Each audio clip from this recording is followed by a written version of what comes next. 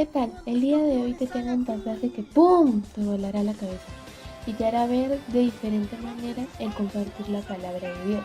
Abre tu Biblia y vamos a Hechos 26:18.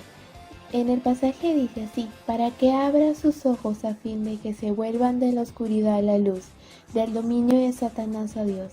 Ok, acá hay algo importante. ¿Te acuerdas cuando estábamos en la oscuridad, es decir, en pecado? Feo, ¿cierto? En la oscuridad no se puede ver nada, es horrendo, te tropiezas una y otra vez. El dominio de Satanás es así, oscuro, donde el pecado nos domina. En cambio, la luz es aquella que ilumina nuestro camino, la que nos protege de no caernos, la que nos advierte. Igual cuando cambiamos al reino de Dios, tenemos vida, libertad, gozo y todo es hermoso. Lo contrario es la oscuridad. Teniendo eso en cuenta, hay millones de personas que están ahí, en ese cuarto oscuro todavía, con tristeza, bajo el dominio de la muerte, algunos pidiendo ayuda a gritos. ¿Y qué hacemos con esto ahora? Dice que abramos sus ojos, que les prediquemos, porque la palabra nos hace libres, abre nuestros ojos. ¿Y para qué? El texto continúa: para que reciban por la fe en mí, es decir, por la fe en Jesús, el perdón de pecados y herencia entre los que han sido santificados. Jesús quiere que sean salvos, quiere que vengan al cuarto de luz de salvación, para que estén en el reino de Dios, como tú y como yo.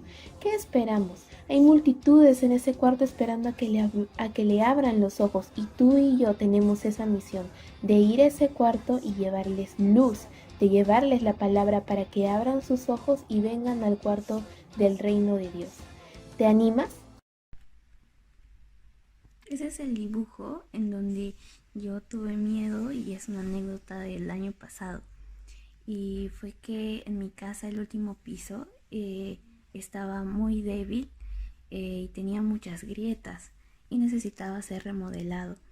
Y luego de unos días en donde mi familia estaba pensando en hacer eso, en la noche escuchamos un ruido fuerte se escuchaba como si algo se estaba derrumbando.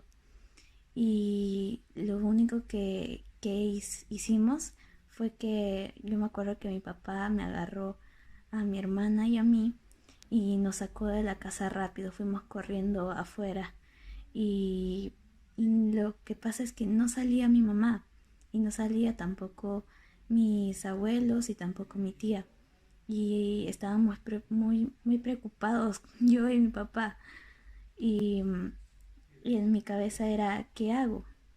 Y me dije, no, voy a orar. Y comencé a orar y luego entramos y salió mi mamá. Y lo que había pasado es que nuestro tanque de agua se había caído de un sitio alto que estaba, se cayó al piso y, y se llenó de agua ese piso y se había escuchado muy fuerte porque el tanque de agua es muy grande y bueno, eso es lo que había pasado. Yo daba gracias a Dios porque no había sido ese piso, porque si se caía ese piso y no había salido mi familia, ¿qué hubiera sido? Y bueno, esa es mi anécdota. ¿Por qué Jesús vino a la tierra? Es una pregunta muy compleja y cuando veamos su significado, muy hermosa. Jesús vino a cumplir la promesa de Dios a la humanidad, como dice en Génesis 3:15, cuando prometió a la humanidad un Salvador.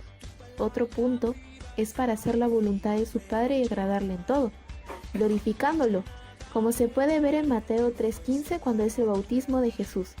También cumplir todas las profecías y promesas que Dios hizo a su pueblo. En Juan 17:4 dice: yo te he glorificado en la tierra, he acabado la obra que me diste que hiciese.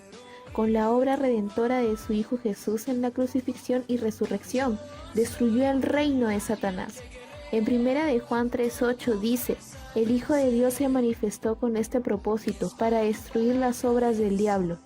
En Hebreos 2:14 también habla de este tema diciendo: él igualmente participó también lo mismo para anular mediante la muerte el poder de aquel que tenía el poder de la muerte, es decir, el diablo.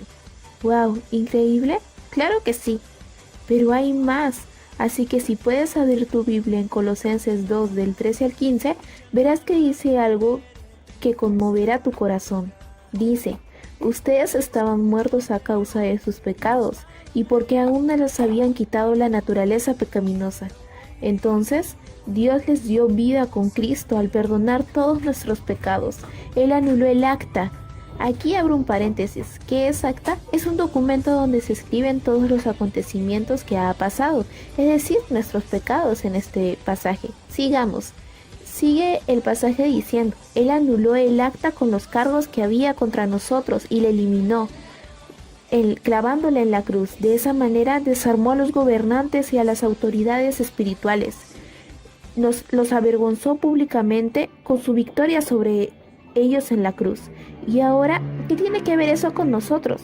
En Mateo 28 del 18 al 20 dice, Jesús se acercó y dijo a sus discípulos, se me ha dado toda autoridad en el cielo y en la tierra. Por lo tanto, vayan y hagan discípulos a todas las naciones, bautizándolos en el nombre del Padre, del Hijo y del Espíritu Santo.